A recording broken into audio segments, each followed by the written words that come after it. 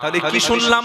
রমজান মাসে সাহারির পূর্বে 2 রাকাত তাহাজ্জুদের নামাজ পড়ব ইনশাআল্লাহ। এই আমলটা করবেন কেন বলুন তো?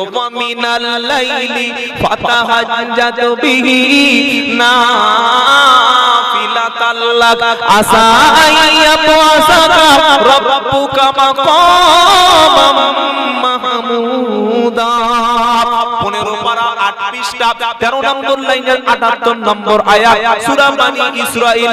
আল্লাহ পাক বলছে ও মিনাল লাইলি ফাতাহাজ্জাত বিহি নাফিলাতাল লাক। নবী আপনাকে দিনের মধ্যে 17 রাকাত, জোহরে 4, ফজরে 2, জোহরে 4, আসরে 4, মাগরিবে 3, ইশায় 4, এই 17 রাকাত ফরজ নামাজ আমি আল্লাহ পড়ার নির্দেশ দিয়েছি। তুমি 17 রাকাত ফরজ পড়বে, জাহান্নাম থেকে বেঁচে যাবে। জোরে বলুন না। এবার তুমি সুন্নাতে ফিরে এসো। ফজরের পূর্বে 2 রাকাত, জোহরের আগে পরে 6, মাগরিবের পরে 2, এশার পরে 2, এই 12 রাকাত। 12 রাকাত সুন্নাত নামাজ যদি কোনো মুসলমান আদায় করে, প্রত্যেকদিন যে ব্যক্তি 12 রাকাত ফজর থেকে এশা পর্যন্ত সুন্নাত আদায় করবে, এই 12 রাকাত নামাজ পড়ার কারণে আল্লাহ তাআলা তার জন্য জান্নাতে স্পেশাল একটা ঘরের ব্যবস্থা করে দেবে। 3 রাকাত বিতির পড়ো, 3 রাকাত বিতির পড়ো, এবার অতিরিক্ত নফল পড়ো। এবার আল্লাহ বলছে ও মিনাল লাইলি ফাতাহাজ্জাত বিহি নাফিলাতাল লাক। আমি আল্লাহ দিনের বেলা সারা দিন 5 বার ডেকেছি। রাত যখন গভীর হয়ে গেছে, দোকান যখন বন্ধ, অফিস যখন বন্ধ, কারখানা যখন বন্ধ, সব যখন বন্ধ হবে, আমার অফিস খোলা হবে, আমি আল্লাহর রহমতটা তোমাদের জন্য খুলে গেছে। নামাজের পাটিটা পেতে দাও। মনের মধ্যে কি চাওয়া, মনের মধ্যে কি দুঃখ কষ্ট, এইবার তুমি সিজদায় পড়ে পড়ে বলো আমি আল্লাহ তাহাজ্জুদের কান্নাকে অতিরিক্ত নফল হিসাবে মেনে নিলাম। জোরে বলুন সুবহানাল্লাহ। যাদের রাতের বেলা বিছানা ছেড়ে দেব, রাতের বেলা বিছানা ছাড়তে পেরেছে যারা, আল্লাহর জান্নাতের বাসিন্দা হবে তারা। জোরে বলুন সুবহানাল্লাহ। বললে হুজুর এটা আবার প্রত্যেকে আবিষ্কার হলো।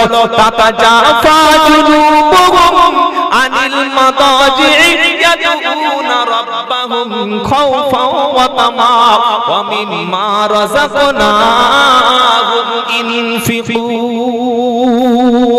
21 পারা সূরা সাজদা 17 নম্বর আয়াতে আল্লাহ পাক শোনাচ্ছে যারা রাতের বেলা বিছানা থেকে, বেড থেকে পিঠটা একটু তুলে নিয়েছে, ওযু করে গোসল করে জাহান্নামের ভয়ে জান্নাতের আশায় আল্লাহর কাছে দোয়া চায়, রাতের বেলা যার চোখের পানিটা জাহান্নামের ভয়ে পড়ে যাবে, আমি আল্লাহ জান্নাত মজুদ করে রেখেছি। সে জান্নাতের মধ্যে যে নিয়ামত আছে ওটা পৃথিবীর কোনো চোখ কল্পনা করতে পারবে না। জোরে বলুন।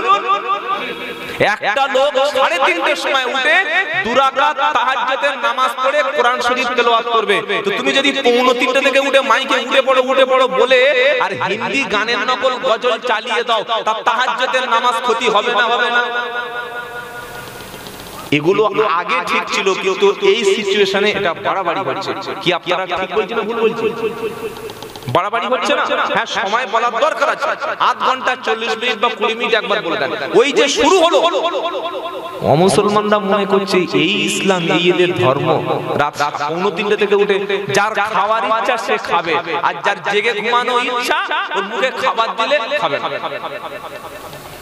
যার রোজা করার ইচ্ছা আছে, প্রত্যেক বাড়িতে তো মোবাইল আছে, আছে না নাই?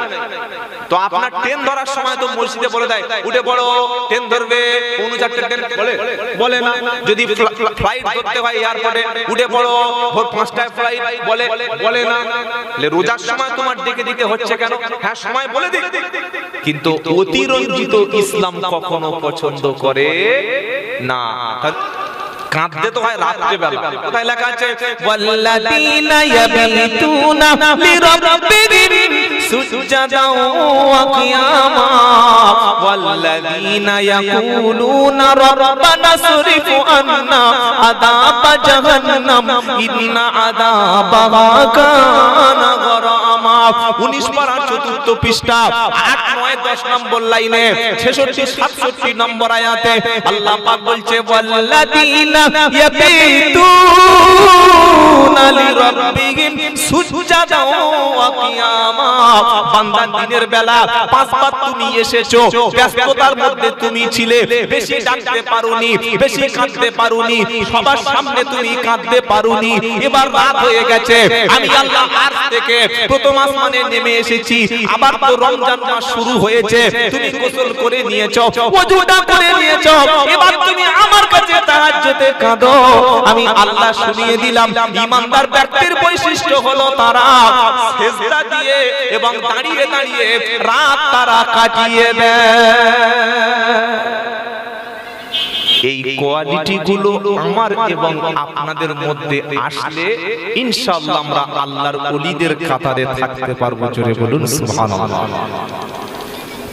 আর যদি বলি হুজুর নামাজ নাই, আমাকে কেউ পার করে দেবে, বিশ্বাস করুন কিয়ামতের দিন কোন পীর সাহেব, কোন আল্লাহর ওলি বান্দা, এমনকি আল্লাহর নবী বলবেন যার নামাজ ছিল না সে আমার উম্মত না। নবী স্বয়ং নিজে বলবে যাও আমি তোমাকে চিনি না। তুমি সত্যি যদি নামাজ পড়তে তো তাহলে তোমার ওযুর জায়গাগুলোতে দাগ থাকতো। তুমি সত্যি যদি রমজানের রোজা রাখতে তো তোমার চিহ্ন কই, তোমার দাগ কই, তোমার সিম্বল কই। রমজান আসে আল্লাহর বান্দাদের তার কাছে ডেকে নেওয়ার জন্য। বলুন না সুবহানাল্লাহ। এই 11 মাস সুদ খেয়েছো, মদ খেয়েছো, জিনা করেছো, চুরি করেছো, হারাম খেয়েছো, একটা মাস কি আমার কাছে আসবে না? আমি আল্লাহ তোমাকে একটা মাস ডেকে আমার কাছে বসিয়েছি, আমার ঘরে তোমার খাওয়ার ব্যবস্থা করে দিয়েছি। বলুন না সুবহানাল্লাহ। তুমি সারাদিন ইস্তি মিলন, খাদ্য খাওয়া, পানি পান করা করবে না, কিন্তু রাতের বেলা তোমার জন্য সব বৈধ করে দিলাম। সুবহানাল্লাহ বলবেন না? এই হুকুমটা অন্য নবীর ক্ষেত্রে ছিল না। আল্লাহর নবী সাল্লাল্লাহু আলাইহি সাল্লামের উপরে রমজানের রোজা ফরজ হওয়ার আগে আগের রোজার কি রকম নিয়ম ছিল জানেন? মাগরিবের নামাজের পরে মানুষ ইচ্ছামতো খেয়ে নিত। ইস্তি মিলন করা থাকলে নামাজের পরেই, খাওয়ার পরেই সেরে ফেলতো। যদি লোকটা মাগরিবের নামাজের পরে ঘুমিয়ে পড়তো বা খেয়ে যদি ইস্তি মিলন করে ঘুমিয়ে পড়তো, ওই ঘুম থেকে পরের দিন মাগরিব পর্যন্ত খাওয়া, পানাহার, ইস্তি মিলন কিছু করতে পারতো। কি বিপদের কথা বলতে। ধরুন কেউ 9টার সময় ভাত খেয়ে শুয়ে পড়ে, 250 মিলিলিটার পানি খেয়েছে, 10টার সময় ঘুমিয়ে পড়েছে, তাহলে এই লোকটার রোজা অন্য নবীর উম্মতের জন্য কতক্ষণ ছিল? তারপরে দিন মাগরিব পর্যন্ত। এটা কষ্ট ছিল না? ছিল। একবার যদি মাগরিবের নামাজের পরে খেয়ে বা এশার নামাজের পরে খেয়ে ইস্তিমিলন করে ঘুমিয়ে পড়ে, ওই শেষ। তারপরে সেই মাগরিবের জন্য আবার অপেক্ষা করতে হবে। এই রকম ঘটনা যখন নবীর জামানায় ঘটলো, একজন ব্যক্তি রাত্রিবেলা ভুল করে ইস্তিমিলন করেই ফেলেছে। আরেকজন ব্যক্তি জোহরের পরে এত অসুস্থ হয়ে গেছে, যেহেতু সন্ধ্যার পরে খেয়েছে, কাজে গিয়ে মাথা ঘুরে পড়ে গেছে। এখন নবীর কাছে জানতে চাইলো, হে আল্লাহর নবী, এর থেকে কোনো কি সমাধান, সহজ রাস্তা বলা দেয়া যায় না? এত লং টাইম ইস্তিমিলন, পানি না খাওয়া, খাওয়ার খাওয়া, কি করে একটা মানুষ থাকতে পারে? শুনছেন আপনারা? ওই সময় আল্লাহ তাআলা উম্মতে মুহাম্মাদির জন্য স্পেশাল কিছু কনসিডার দিয়ে স্পেশাল প্যাকেজ ঘোষণা করে দিলেন। চলে বলে প্যাকেজটা কি? উহিল্লা লাকুম লাইলাতাস সিয়াম রাফাসু ইলা নিসাইকুম হুন্না লিবাসুল লাকুম ওয়া আনতুম লিবাসুল লাহুন্না। সুবহানাল্লাহ। আপনার জন্য ইসলাম সহজ হয়ে গেছে আগের উম্মতের চাইতে। আগের নবীর উম্মতের জন্য ঈশার নামাজের পরে খেয়ে নিলে, পান করে ঘুমিয়ে গেলে, পরের দিন মাগরিব পর্যন্ত সব বন্ধ। না পারতো খেতে, না পারতো পানি পান করতে, না পারতো স্ত্রীর সঙ্গে কিছু করতে। আল্লাহ পাক নবীকে শোনাচ্ছে, উহিল্লা লাকুম লাইলাতাস সিয়ামির রাফাসু ইলা নিসাইকুম। নবী আপনার উম্মতের জন্য বলে প্রতিদিন রাতের বেলা উহিল্লা লাকুম লাইলাতাস সিয়ামির রাফাসু ইলা নিসাইকুম, রমজানের রাতে আপনার উম্মতের জন্য শুধু খাদ্য আর পানি নয়, বরং ইশার মাগরিবের ইফতারের পর থেকে নিয়ে আর যতক্ষণ না সাহারি শেষ হচ্ছে ততক্ষণ পর্যন্ত পানি পান করা, খাদ্য খাওয়া, স্ত্রী মিলন করাতে কোনো অসুবিধা না। জোরে বলুন সুবহানাল্লাহ। আচ্ছা ধরুন একটা লোক, মাসআলা বলছি, লজ্জা পাওয়ার কিছু নেই, শুনে রাখেন, রমজানের কাজে লাগবে। একটা লোক রাতে কিছু খায় না, স্বামী স্ত্রী মহব্বত আল্লাহর একটা নিয়ামত, সুবহানাল্লাহ বলে। তো এমন সময় লোকটা হয় নাপাক হয়ে গেছে, স্বপ্নদোষ হয়েছে, অথবা স্বামী স্ত্রীর সঙ্গে একসঙ্গে থেকে ফরজ গোসল হয়ে গেছে, আর সাহারির শেষ হতে মাত্র 2 মিনিট বাকি আছে। শুনছেন আপনারা? ক মিনিট? 2 মিনিট। এখন ওই অবস্থায় উঠে দেখছে যদি পানি না খাই, খাবার না খাই, তাহলে আমার কষ্ট হয়ে যাবে, আর গোসল যদি করে এসে সাহারি কিংবা কিছু খেতে যাই তখন সময় শেষ হয়ে যাবে। এখন লোকটা কি করবে? কি করবে বলে? ইসলাম সহজ করে তাকে বলে দিয়েছে, তোমার প্রথম দায়িত্ব হচ্ছে তুমি কিছু খেয়ে নাও, কিছু খেয়ে নাও, হোক পানি হোক খেজুর, কিছু খেয়ে নাও। এদিকে সাহারির সময় হয়ে গেল, আজান দেওয়া শুরু হলো, তুমি গোসল করে আল্লাহর ঘরে মসজিদে চলে যাও, আল্লাহ তাআলা তোমার রোজাটাকে কবুল করে নেবে। জোরে বলবেন না সুবহানাল্লাহ। এতটা সহজ ইসলামে আল্লাহ পাক রোজাদার ব্যক্তির জন্য ছাড় দিয়েছে। যদি কোনো ব্যক্তি রমজান মাস পেয়ে রোজা করে, রোজা হচ্ছে সাওমু জুন্নাহ, রোজা হচ্ছে জাহান্নামের হাত থেকে বাঁচার জন্য ঢাল। সুবহানাল্লাহ। জাহান্নামের ঢাল কি? বান্দা যখন কবরে যাবে, 3টি প্রশ্নের উত্তর যখন ফেরেশতারা পাবে না, শাস্তি দেওয়ার জন্য ফেরেশতারা তৈরি হবে। হঠাৎ রোজা গিয়ে বান্দার কবরের সামনে ঢাল হিসাবে দাঁড়াবে, এই বান্দাকে তোমরা শাস্তি দিও না, কারণ এই বান্দা সাহারি থেকে ইফতার পর্যন্ত না খেয়েছিল, ধৈর্য ধরেছিল, সবর করেছিল, আমি আল্লাহ রোজাদার ব্যক্তিকে তাই জাহান্নামের আগুন থেকে বাঁচিয়ে নিলাম।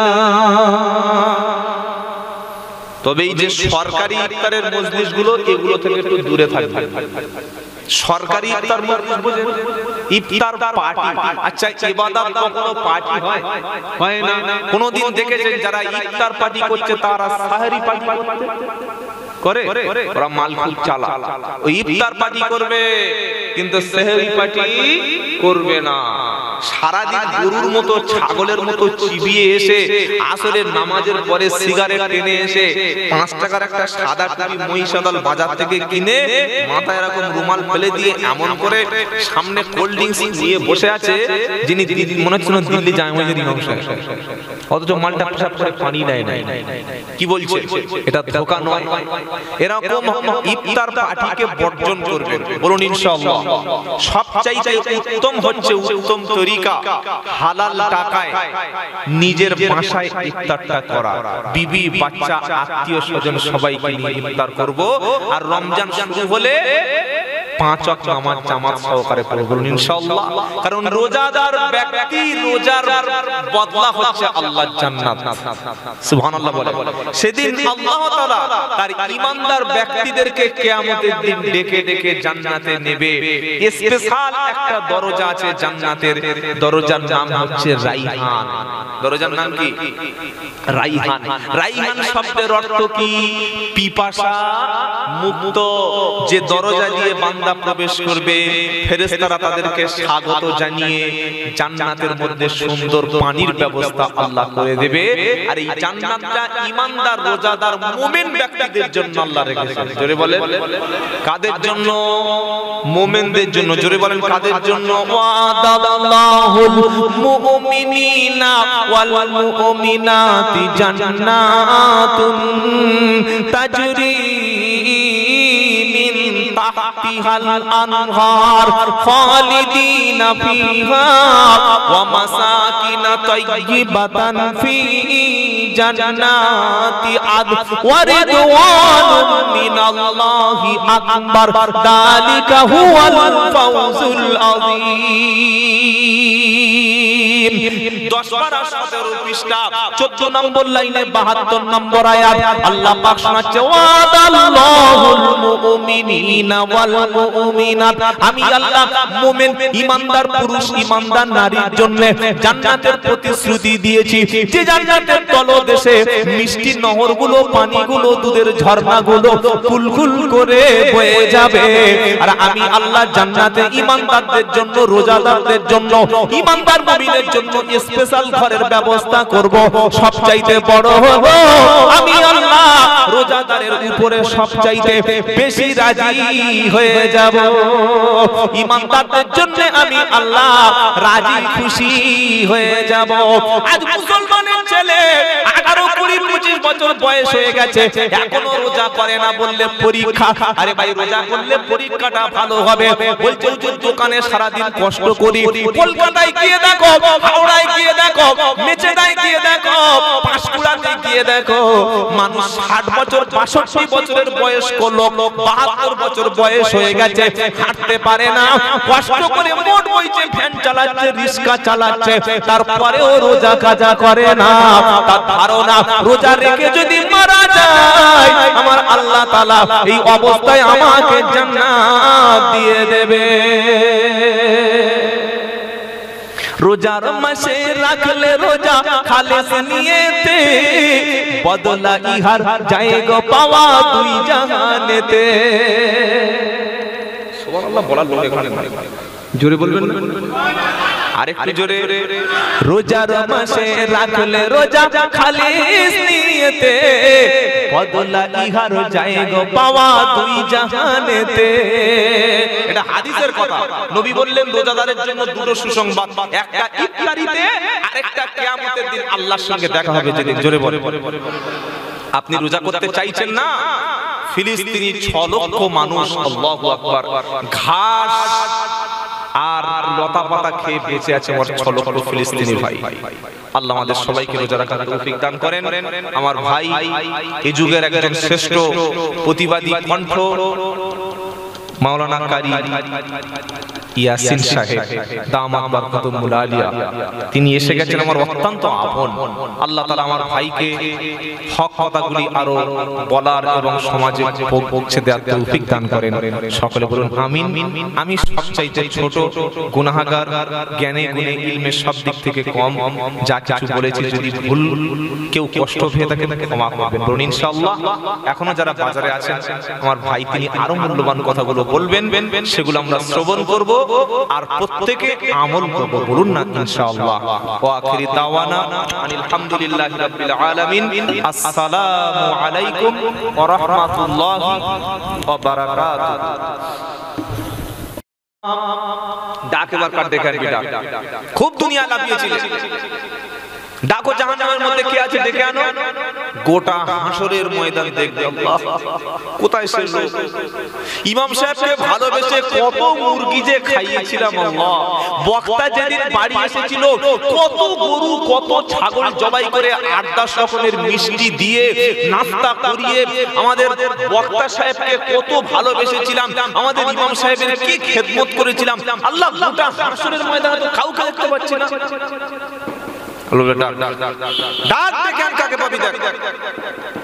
যখন কেউ নাই পিছনের দিকে তাকিয়ে দেখবে জন্ম দেওয়া ছেলে, জন্ম দেওয়া বলেন জন্ম দেওয়া ছেলে। বাপ দেখে বলবে বাবারে আয় দিকে আয়। ছেলে তখন বাপের বুকের দিকে তাকিয়ে বলবে চিনি না। কি বলবে জোরে বলে, চিনি না, চিনি না তো আমি জন্ম দিয়েছি, চিনি না মানে। আল্লাহ পাক শোনাচ্ছে যেদিন মানুষ কবর থেকে উঠবে সেদিন সমস্ত সম্পর্কটা ছিন্ন হয়ে যাবে। আচ্ছা মরে গেলে কবরে ইমাম সাহেব, মুফতি সাহেব, বক্তা সাহেব, মুয়াজ্জিন সাহেব, পাড়ার কোন ব্যক্তি কবরে 1 রাত থাকবে 1 লাখ টাকা দেবো, আছে কোন ব্যক্তি? বলেন আছে কবরের মধ্যে গিয়ে মাইয়ের সঙ্গে এক রাত থাকবে 2 লাখ টাকা কথা বলেন লোকটা মরে গেছে মশারি খাটিয়ে তাকে 24 ঘন্টা রেখে দেব মরা লোকের মশারির মধ্যে কি তুই এক রাত ঘুমাবি আছে যখন মারা গেল তখন থেকে সমস্ত সম্পর্ক তোমার ছিন্ন হলো বিবি তখন আর স্বামী বলবে না কি বলবে মাইয়েতের গোসল দাও বলবে না বলেন ছেলে তখন বলবে না আমার আব্বা আসছে বলবে লাশ আসছে জামাই আর বলবে না আব্বা শ্বশুর আসছে বলবে লাশ আসছে মাইয়েত আসছে মৃত্যু যখন হয়ে গেল সব সম্পর্ক তোমার শেষ হয়ে গেল আর এই সম্পর্ক আখিরাতে জোড়া লাগবে কখনো ভেবো না আল্লাহ কোরআনে সাফ শুনিয়ে দিচ্ছে কোরআন জাতির কাছে শোনানোর পরে জাতি এখনো পর্যন্ত বিভ্রান্ত মনে করছে না আব্দুল্লাহ জুবাইর কিছু বোঝে না আমাদের ইমাম সাহেব বলে গেল যে আমি যে মুরগিগুলো খাইয়েছি ইনশাআল্লাহ আখিরাতে তোকে পার করে দেব মনে রাখবেন একমাত্র সুপারিশকারী হবেন আমার আপনার নেতা সাইয়্যিদুল মুরসালিন মুহাম্মদ সাল্লাল্লাহু আলাইহি ওয়াসাল্লাম জোরে বলুন না সুবহানাল্লাহ একমাত্র তিনি আপনাকে বাঁচাবেন কখন বাঁচাবে যখন নবীর মুহাব্বত নবীর সুন্নাত আমাদের দিলে থাকবে সারা জীবন সিপিএম এর ভোট দিয়ে সিপিএম এর পক্ষে দেয়াল লিখে তৃণমূলের পার্টি অফিসে গিয়ে আমপান ঝড়ের পরে ত্রিপল চাইলে ত্রিপল দেবে তো সারা জীবন কংগ্রেস করে গান্ধীর নামে জিন্দাবাদ দিয়ে রাহুল গান্ধীর পোস্টার বয় হয়ে আর সন্ধ্যাবেলা সিপিএম এর পার্টি অফিসে গিয়ে 6 কেজি চাল চাইলে চাল দেবে তো গোটা জিন্দেগিটা চলেছে মদের আড্ডায় সন্ধ্যা হলে ছুটে গেছে মদের দোকানে মুসলমান সেদিন আসছিলাম উত্তর 24 পরগনা একদম বড়া হাকিমপুর বড়া প্রোগ্রাম সেরে ফিরছি ঢালাই রাস্তা দেখি একটা সাদা ধবধবে লোক বসে আছে পরিষ্কার না আছে শরীরে কাপড় না আছে নিচে লজ্জাস্থানে কাপড় রাত্রে বেলা দেখি পুরো মাল ঝকঝক করছে কি মাল এবার বুঝেন আস্তাগফিরুল্লাহ কি ব্যাপার ড্রাইভার বলছে হুজুর ভূত মনে ভূত বলে কিছু আছে খালি লোক খামাখা ভয় পায় আচ্ছা আপনারা ভূত দেখেছেন ভূত দেখেননি ভূত আছে সবচাইতে বড় ভূত হচ্ছে মানুষ কি মানুষ যদি বাঁদরামি শুরু করে ওর কাছে কোনো ভূত পারবে না আর ভূত জিন খবিস যা শুনেছেন এগুলো এক গুণ হয় আমরা মৌলবীরা 6 গুণ বলি দেখি হাত দেখি ও সর্বনাশ তোমার বাঁচানো যাবে না কেন তোমার মাটির তলা 200 ফুট নিচে থেকে 14টা 6 ফুট কালো জিন যাচ্ছে বলছে হুজুর রাস্তা বার করে দাও বলছে রাস্তা ঠিক আছে তুমি কাল শুক্রবার ফজরের পরে 7টা পুকুরের পানি আনবে কটা পুকুরের পানি 7টা লাল কালি দিয়ে সুন্দর একটা তাবিজ লিখে দেব ঘরের কোণে পুঁতে রাখবে ব্যাস পুরো জিন খবিস মহিষাদল ছেড়ে পালাবে হুজুর কত দেবো বেশি দিতে হবে না মোটামুটি 5001 টাকাটাই দিও কত টাকা 5001 টাকা আল্লাহর কসম করে বলছি আল্লাহর নবী একটা সূরা শিখিয়েছেন সেই সূরাটা যে বাড়িতে যে রুমেতে যে ঘরেতে যে অফিসেতে কোন ব্যক্তি তেলাওয়াত করবে জিন খবিস দুষ্টু ভূত প্রেতনি কিছুই দাঁড়াবে না এটা বলবো 5001 টাকা দেবেন না পয়সা দেওয়ার দরকার নাই আর যারা শুনছেন যখন যারা এই গুনুনি আসবে তান্ত্রিক আসবে ঘর বন্ধ করতে আসবে এরা সবচাইতে মেয়েদের খপ্পরে বেশি ফেলে স্বামী বেচারা বাড়িতে নাই কাজে চলে গেছে মেয়েদের বলছে ভাবি তোমার ঘরে পেঁচা বসে তোমার বাড়িতে একটু শনি আছে কি আছে বলো শনির দশা আছে এই মাদলিটা না তাবিজের পয়সা লাগবে না মাদলিটার দাম শুধু 500 টাকা তাবিজ কি বুঝতে পারলেন মেয়েরা সহজ মনের মানুষ বুঝিয়ে দিল বিশ্বাস করুন আল্লাহর নবী তিনি তাবিজ দিয়েছেন তবে সেই তাবিজটা কারোর গলায় নয় সেটা সাহাবাদের অন্তরে গেঁথে দিয়েছেন জোরে বলুন না সুবহানাল্লাহ আমরা অনেক মৌলবীরা সত্যটা বলি না, যদি বললে আমার ব্যবসাটা বন্ধ হয়ে যায়। এবার একটা সত্য কথা বলছি, কোরআনের মধ্যে একটা সূরা আছে যে সূরার নাম হলো সূরা বাকারা, একদম সূরা ফাতিহার পরে সূরা আলিফ লাম মিম। দালিকাল কিতাবু লা রাইবা ফীহি হুদাল লিল মুত্তাকিন আল্লাযীনা ইউমিনুনা বিল গায়বি ওয়া ইউকিমুনাস সালাতা ওয়া মিম্মা রাযাকনাহুম ইনফিকুন ওয়াল্লাযীনা ইউমিনুনা বিমা উনজিলা ইলাইকা ওয়া মা উনজিলা ইলাইকা মিন ক্বাবলিক ওয়া বিল আখিরাতি হুম ইউকিনুন উলাইকা আলা হুদাম মির রাব্বিহিম ওয়া উলাইকা হুমুল মুফলিহুন ইন্নাল লাযীনা কাফারু সাওয়াউন আলাইহিম আ'আনদারতাহুম আম লাম তুনদিরহুম লা ইউমিনুন ফাতামাল্লাহু আলা কুলুবিহিম ওয়া আলা সাম'ইহিম ওয়া আলা আবসারিহিম গিশাওয়াতুন ওয়া লাহুম আযাবুন আযীম। এটা একটা রুকু আপনাকে পড়ে শোনালাম, 1.5 পৃষ্ঠার মতো আপনাকে পড়ে শোনালাম। আল্লাহর নবী সাল্লাল্লাহু আলাইহি সাল্লাম 1400 বছর আগে বিশ্ব নবী হাবিবুল্লাহ জনাবে মুহাম্মদুর রাসূলুল্লাহ সাল্লাল্লাহু আলাইহি সাল্লাম তার সোনার জবানে তিনি পরিষ্কার বলে গেছেন, কোন বান্দা যদি তার ঘরের মধ্যে, তার রুমের মধ্যে, তার অফিসের মধ্যে সূরা বাকারা তেলাওয়াত করে, জিন, খবিস, দুষ্টু, শয়তান, বদমাইশ জীবনে সেই রুমে, সেই ঘরের মধ্যে কখনো উকি মেরে দেখবে না।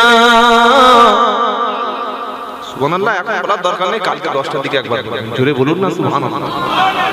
কোন মৌলভী সাহেবের কাছে যদি কেউ গিয়ে বলে, হুজুর আমার ঘরের মধ্যে জিন ভূত উৎপেত করছে, আমার ঘরের মধ্যে একটু সমস্যা হচ্ছে, এটা যদি কোনো ব্যক্তিকে বলে দিতাম, আর কোন মুসলমান যদি ওযুটা করে কোরআন শরীফটা নিয়ে এটা পড়তে 4 থেকে 5 মিনিট সময় লাগবে, এটা যদি আমল করত, নবী বলেছেন জিন ঢুকবে না, নবী বলেছে দুষ্ট খবিস ঢুকবে না, নবী বলেছে শয়তান কখনো ঢুকবে না। নবীর কথা সত্য না? যারা এরকম ধোঁকা দিয়ে মানুষের ঘর বন্ধ করে 5000 টাকা নিচ্ছে, তাদেরটা সত্য? তাদেরটা?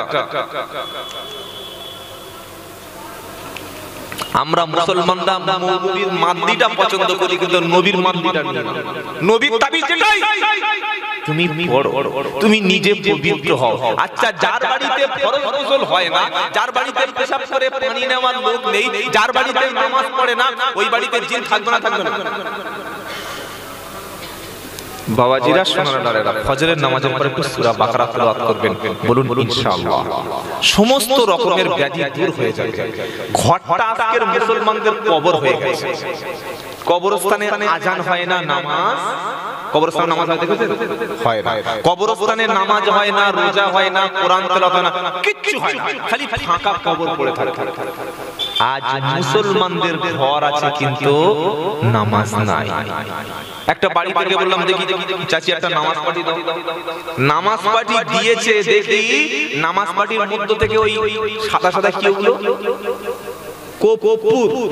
কপুর বার হয়েছে, আর 3টে টিকটিকি বার হয়ে একটা মহিষাদল গেছে, একটাই কোলাঘাটের দিকে গেছে, আর একটা আপনার দিকে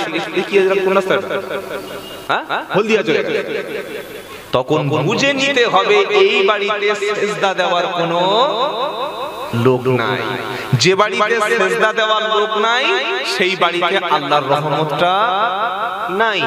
মরণের পরে সুন্দর মৌলবি দিয়ে খুশিতে কেঁদে হেসে মিলাদ হবে, মিলাদের পরে গরু জবাই করে সুন্দর একটা খাওয়া হবে, ওই যেই মিলাদ হয়ে গেল ওই শেষ হয়ে গেল, আর কিছু নাই।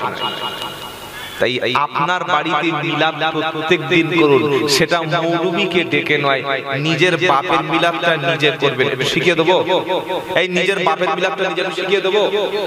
5000 টাকা কিন্তু পাই আপনার কাছে, তাবিজ একটা দিয়ে দিয়েছি। এবার এই যে মিলাদটা বলছি, এর দাম হচ্ছে 3000 টাকা। ক টাকা বিল হচ্ছে শুধু আপনার শেষে একটু হিসাব করে দেখবেন।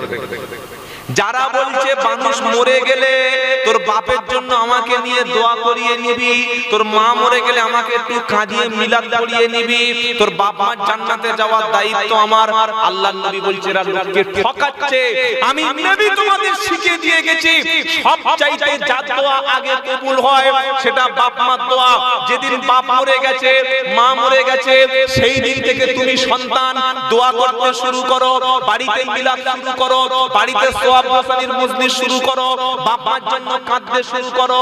কাঁদার সিস্টেমটা নবী শিখিয়ে দিয়ে গেছেন, সেটা লেখা আছে কুরআনে। কোথায় লেখা আছে? আর যদি বা বাড়িতে মিলাদে হুজুর এসে যায়, একটু দোয়া করে দেয়, হুজুরের কি যাওয়ার সময় বলার দরকার ছিল না ভাই আমি তো 365 দিন তোমার বাড়িতে আসবো না, আবার এক বছর পরে হয়তো আসবো। অনেকে মনে করছে লোকটা কি এই দোয়া টোয়া করে না, এরকম মনে করছে, ব্যাপারটা তা না। আপনাকে সত্যটা বলছি ভাই, আপনি কেন প্রত্যেক সপ্তাহে মৌলবীকে ডেকে মিলাদ করবেন? একবার ডেকেছেন, এইবার সিস্টেমটা শিখে নিন। হুজুর আপনি তো এসে দোয়া করলেন, আপনাকে তো বছরে আর কোনোদিন পাবো না, কিন্তু এমন কিছু শিখিয়ে দিয়ে যান যেন আমি আমার বাপের জন্য প্রত্যেক দিন বাড়িতে সোয়াব হাসানি, দোয়ার মজলিস, জিকিরের মজলিস, মিলাদের যেগুলো করে সেইগুলো করতে পারি। এটা হুজুর মিলাদ খেয়ে, খানা খেয়ে 5000 টাকা নিয়ে মানুষকে মাথায় হাত দিয়ে টুপি পরিয়ে যাওয়ার সময় এটা বলে যাওয়ার দরকার ছিল না ছিল না? এটা যদি আমি বলে যাই আর মহিষাদলে আমার দাওয়াত হবে হবে না? তো একবার যেখানে যাই আল্লাহর রহমতে জীবনে আর যাওয়ার দরকার হয় না। আর দাওয়াত যা আছে মোটামুটি এখন 1-2 বছর চলবে, তাই একবার সত্যটা বলে দিয়ে যাচ্ছে। যাদের ইনসাফ আছে, বিবেক আছে, আল্লাহ যাদের ঈমান দিয়েছে তারা গ্রহণ করতে পারবে। নবী কি বলছেন? তোমার বাপ আর মা মরে গেলে খবরদার তাদের তুমি ভুলে যেও না। তাদের জন্য কাঁদবে, তাদের কবরের কাছে যাবে, তাদের জন্য সদকা করবে, তাদের জন্য তুমি একটু আল্লাহর কাছে চাইবে, তাদের জন্য মসজিদ, মাদ্রাসা, খানকায় দান করবে, এতিম মিসকিনকে খাওয়াবে, ফকিরকে খাওয়াবে, বিধবা নারীকে চাউল কিনে দেবে, কোন একজন লেখাপড়া শিখতে পারছে না শিখিয়ে দেবে। আর প্রত্যেক নামাজের শেষে তোমার বাপের জন্য তুমি একটু সওয়াব হাসানি করবে, দোয়া করবে। সেটা কি জানো তো? রব্বির হামহুমা কামা রাব্বায়ানি সাগীরা। জোরে বলবেন না সুবহানাল্লাহ? একদম ছোট ছোট দোয়া শিখিয়ে দিলাম, সকলে বলেন রব্বির হামহুমা কামা রাব্বায়ানি সাগীরা। এটা কোথায় পাবো? গোটা কোরআনে 15 পারা 3 পৃষ্ঠা 7 নম্বর লাইনে 23 নম্বর আয়াত, সূরার নাম বানি ইসরাইল। খালি এতটুকু মনে রাখুন, সূরা বানি ইসরাইলের 23 নম্বর আয়াত আল্লাহ পাক শোনাচ্ছে রব্বির হামহুমা কামা রাব্বায়ানি সাগীরা। হে বান্দা, তোমার হাতে সময় বেশি নাই, তোমার বাড়িতে প্রত্যেকদিন মিলাদ সম্ভব না, তোমার বাড়িতে প্রতিদিন জলসা দিয়ে হুজুর আনা সম্ভব না। তুমি গুনাহগার ব্যক্তি, তুমি ঈশার নামাজের পরে আল্লাহর কাছে যখন দোয়া করবে রব্বির হামহুমা কামা রাব্বায়ানি সাগীরা, তোমার আব্বার জন্য একটু আল্লাহর কাছে চাইবে, মাগরিবের নামাজের পরে চাইবে, ফজরের নামাজের পরে চাইবে, জোহরের নামাজের পরে চাইবে, রাতে যখন ঘুম ভেঙে যাবে তুমি চাইবে, তোমার বাপের কবরের পাশে তুমি দাঁড়িয়ে যখন যাবে আসসালামু আলাইকুম ইয়া আহলাল কুবুর বলবে রব্বির হামহুমা কামা রাব্বায়ানি সাগীরা। আল্লাহ তুমি আব্বা এবং আম্মা তাদের দুজনের উপরে তুমি রহম করো, তুমি দয়া করো। আমি যখন ছোট ছিলাম তারা যেভাবে লালন করেছে, পালন করেছে, কষ্ট করেছে, রব্বানা তুমি তাদের দুজনের উপর রহম করো। কোন সন্তান যখন এই দোয়াটা পড়বে আর চোখ থেকে পানি পড়ে যাবে, সন্তানের দোয়ার ওসিলায় আল্লাহ বাপ মায়ের কবরের আযাবকে তিনি মাফ করে দেবে। আচ্ছা, আমি আপনাদের খুব ঠকিয়েছি বলে মনে হচ্ছে? লসটা কিন্তু আমার হলো। কি আমার হলো না? জেনে শুনে লস খেয়ে গেল। সত্যটা মানার চেষ্টা করব। সারা জীবন আমরা আপনাদেরকে ঠকিয়ে গেছি, কেন আর নিজের যে কাঁদুন না আব্বার জন্য, আপনি আপনার আব্বার জন্য যেটা কাঁদবেন, আমি কি সেই বারাইপুরে 24 পরগনা থেকে এসে আপনার আব্বার জন্য সেই কান্না কাঁদতে পারবো? আপনি আমার বাড়িতে গেছেন, চল হুজুরের দাওয়াত করে আসে, যদিও আমার ভাইরা সাথে ফোনে যোগাযোগ করে সময় ছিল না বলে যাই না, তো সবাই গেছে। আমি বললাম ভাই আপনারা তো মহিষাদল থেকে এসেছেন, চলুন আমার আব্বারই কবর ওই বাঁশপাড়াতে জিয়ারত করে আসে। কমিটির ছেলেরা বলছে কি লোক দেখেছিস, আসলাম বলে বাপের জিয়ারত ধরে নিয়ে। একজনকে বললাম ভাই তুই একটু কাঁদো, সে বলি মনে মনে করছে বাপ হুজুরের আমি কাঁদবো, তো কান্না শুরু করে। এবার বলুন তো তিনি যে কান্নাটা কাঁদবে ওই কান্নাটা কি আমি যেভাবে কাঁদবো এরকম হবে? বিশ্বাস করুন, আমাকে ক্ষমা করে দেবেন, সব সময় নিজের কান্নাটা নিজে কাঁদতে শিখুন। আল্লাহ পাক সব সময় সন্তানের কান্নাটা বাপের জন্য বেশি পছন্দ করে, জোরে বলুন সুবহানাল্লাহ। কারণ বাপ হচ্ছে সন্তানের কাছে সবচাইতে বড় পীর। পৃথিবীতে যার দোয়াটা আল্লাহ ফেলেন না সেটা হচ্ছে সন্তানের জন্য বাবা মার দোয়া। জোরে বলেন। কবিতার সুন্দর ভাষায় বলছে মায়ের দোয়া বাপের দোয়া। মায়ের দোয়া লাও হে মুমিন, মায়ের দোয়া লাও, মায়ের দোয়া লাও হে মুমিন, মায়ের দোয়া লাও। বিপদে পড়বি না তুমি যখন যেতায় যাও। জোরে হবে না? আপনারা খুব রেগে গেছেন আমার উপর, তাই না? মায়ের দোয়া লাও হে মুমিন, মায়ের দোয়া লাও, মায়ের দোয়া লাও হে মুমিন, মায়ের দোয়া লাও। বিপদে পড়বি না তুমি যখন যেতায় যাও, বিপদে পড়বি না তুমি যখন যেতায় যাও। মায়ের দোয়া লাও হে মুমিন, মায়ের দোয়া লাও, মায়ের দোয়া লাও হে মুমিন, মায়ের দোয়া লাও। আমার নবী করেন ঘোষণা দিনের দোয়া বৃথা যায় না। হাদিসটা কি? সালাসু দাআতুল মুস্তাজাবাত লা শাক্কু ফিহিন্না। বাপ মার দোয়া, মুসাফিরের দোয়া, মাজলুমের দোয়া হাদিসে আছে। আর সেটা কদর হিসেবে কবি বলছে আমার নবী করেন ঘোষণা মায়ের দোয়া বৃথা যায় না। জোরে বলুন না। চাইতে হলে ও গো তুমি মায়ের কাছে যাও, বলতে হলে তুমি ও গো মায়ের কাছে যাও। মায়ের দোয়া লাও হে মুমিন, মায়ের দোয়া লাও, মায়ের দোয়া লাও হে মুমিন, মায়ের দোয়া লাও।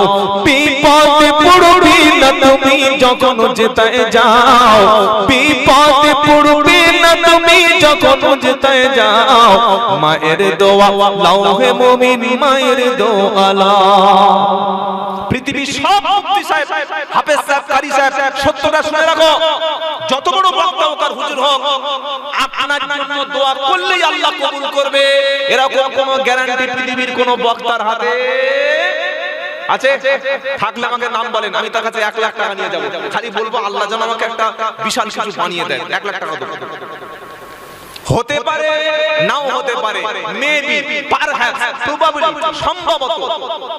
কিন্তু নবী বলে গেছেন বাপ আর মা যখন হাত তুলবে ওই হাতটা শুধু 1 ফুট উপরে ওঠে না, ওই হাতের চাওয়া পাওয়া, হাতের ডিমান্ড, হাতের যে অ্যাম্বিশনটা ওটা সম্পূর্ণ আল্লাহর আরশে পৌঁছে যায়।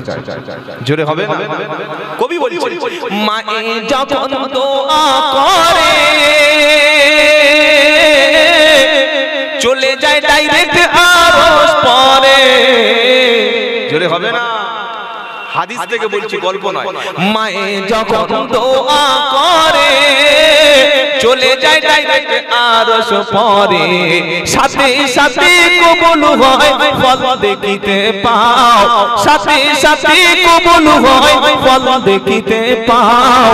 মায়ের দোয়া লাও হে মুমিন, মায়ের দোয়া লাও, মায়ের দোয়া লাও হে মুমিন, মায়ের দোয়া লাও। বিপদে পড়বি না তুমি যখন জেতায় যাও, বিপদে পড়বে না তুমি যখন জেতায় যাও। মায়ের দোয়া লাও হে মুমিন, মায়ের দোয়া লাও। নারে তাকবীর। জীবনে যদি কোনোদিন ওলি, পীর, আল্লাহর পেয়ারা, ভালো ডাক্তার, মাস্টার, শিক্ষিত, সমাজসেবী, ভদ্র, আল্লাহওয়ালা হতে চাও, প্রথমে মায়ের কদমের কাছে যাও। সত্যি করে আজকের বসে বলুন, কটা ছেলে জলসায় আজকের দিনে আব্বার হাতে 100, মায়ের হাতে 100 দিয়েছে? বাড়িতে বিপদ হলে ভাই ছাগল নিয়ে, গরু নিয়ে আমরা কোথায় যাই? আব্বা আম্মাকে জবাই করে খাওয়াই, তাই তো 5 কেজি মিষ্টি নিয়ে 2টো মোরগ জবাই করে আব্বার পায়ের উপরে দিয়ে বলেছি, আব্বা আমি কিচ্ছু দিতে পারিনি, এইটুকু তুমি খাও, আমার জন্য দোয়া করে দাও। বলেছি? বলে থাকলে হাত তুলে বলেন, হ্যাঁ আব্বার জন্য দিয়েছি। যার খাওয়া দরকার, যার দোয়াটা কবুল হবে, যার কাছে গিয়ে বসবে সে চাইলে আল্লাহ কবুল করবে। সেখানে ছাগল, গরু, হাদিয়া, চাদর, পয়সা, 500 টাকার নোট, একটা ভালো নতুন জুতা, নতুন জামা, নতুন শাড়ি, নতুন কাপড় বাবার কাছে মুসলমান দিয়ে দাও। আমার বুড়ো কাঁদলে দোয়া কবুল করবে? বুড়ো চাইলে হয়ে যাবে? এটা আমাদের বিশ্বাস। নবী যেখানে বলেছেন সেখানে কোনো প্রশ্ন করা যাবে না। আর নবীর থেকে বেশি বুঝে গেলে বুঝতে হবে তখন তার ঈমান বলতে কিছু বাকি নাই। যত বড় পীর আর আল্লাহর ওলি এই পৃথিবীতে ছিলেন, প্রত্যেকে তার মায়ের দোয়ায় পীর হয়েছেন, ওলি হয়েছেন। জোরে বলুন না সুবহানাল্লাহ। খাজা মঈনুদ্দিন চিশতি জীবনে ওলি হতে পারতেন না। বড় পীর আব্দুল কাদের জিলানী, শুনে রাখো কান খুলে, জীবনে ওলি আর পীরের দরজাই যেত না তার মায়ের দোয়া যদি বড় পীরের সাথে না থাকে। কথাটা বিশ্বাস হচ্ছে নাকি খালি মাথার মধ্যে আওয়াজ পাচ্ছে? এটা যদি বিশ্বাস না হয়, আপনি 40 দিন আমল করুন, 5 ওয়াক্ত নামাজ একদম তাকবীরে উলা জামাতের সঙ্গে পড়বেন, সত্য পথে থাকবেন।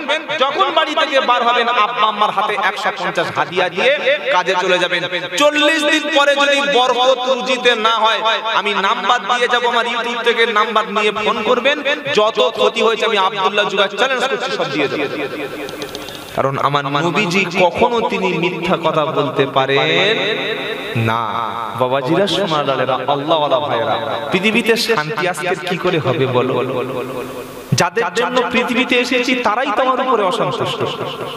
যারা আমাকে মানুষ করে আমার মুখে হাসি ফুটিয়েছে তাদের মুখে তো হাসি ফোটাতে পারিনি। যারা আমাকে খাইয়েছে তাদের তো দুটো খেতে দিতে পারিনি। শ্বশুর আসলে শ্বশুরের জন্য কি আপ্যায়ন, কি ভালোবাসা, ভালোবাসুন, কিন্তু বাপকে ভুলে যাবেন না। মনে থাকবে মুমিনের 4টি কোয়ালিটি বলেছি। 5 মুস্তাগফিরিনা বিল আসহার, মুমিন ব্যক্তি শেষ রাতে উঠে আল্লাহর কাছে গুনার জন্য ক্ষমা চায়। জোরে বলো। আচ্ছা, ওলি কারা কারা হতে চান? হাত তুলুন দেখি। নারাই তাকবীর। কি অবস্থা, আপনারা ওলি হতে চান না? দেখি হাত তুলুন। নারাই তাকবীর। আপনারা ওলি হওয়ার ইচ্ছা নাই? ওলি বোঝেই না। এই বাবাজিরা, ওলি যদি আল্লাহওয়ালা হতে চান, আজ থেকে সমস্ত পাপ ছেড়ে দেন। সমস্ত পাপ, মিথ্যা, সুদ, ঘুষ, জেনা, ব্যভিচার, চুরি, 2 নম্বরি, বাটপারি, দোরঠেলা, আলটালা, গীবত করা, অপর নারীর দিকে তাকানো, গান শোনা, রিয়া, লোক দেখা, সব ছেড়ে দেন। ফরজ নামাজের সাথে সাথে, সুন্নাত নামাজের সাথে সাথে শেষ রাতে উঠে 2 রাকাত নামাজ পড়বেন। কোন নামাজ? তাহাজ্জুদ। সামনে রমজান আসছে, সবচাইতে বড় সুযোগ রমজানের তাহাজ্জুদ পড়া। বলুন না সুবহানাল্লাহ। সাহারীর আর মাত্র 20 মিনিট বাকি আছে, বলে না? আর আমাদের মুসলমানদের এমন একটা অভ্যাস হয়ে গেছে, এটা বন্ধ হওয়া দরকার। কেন? একটা মহল্লায় মুসলিম আছে, কিছু হিন্দু আছে, কিছু খ্রিস্টান আছে, তো মাইকে মসজিদের উপরে 6টা হর্ন লাগিয়ে দিয়েছে। দিয়ে সাহরি শেষ হবে 4:10, 2:45 থেকে উঠে 1.5 ঘন্টা আগে থেকে উঠে পড়ুন, উঠে পড়ুন, উঠে পড়ুন, উঠে পড়ুন। আচ্ছা ভাই, সবার উপরে রোজা ফরজ। যে মেয়েটার মেন্স হচ্ছে তার তো রোজা ফরজ না। যার বাচ্চা হয়েছে, নিফাসের রক্ত বার হচ্ছে, তার তো রোজা ফরজ না। যেটা নাবালক তার জন্য রোজা ফরজ না। যিনি ম্যারিজ, এত অসুস্থ, ডাক্তার সার্টিফাই করেছে রোজা রেখো না, তার জন্য তো ফরজ না। হিন্দু ভাই, তার জন্য তো রোজা ফরজ না। তো তুমি কাকে কোথায় উঠতে বলছো? তোর ঘাড়ে উঠে যাবে নাকি?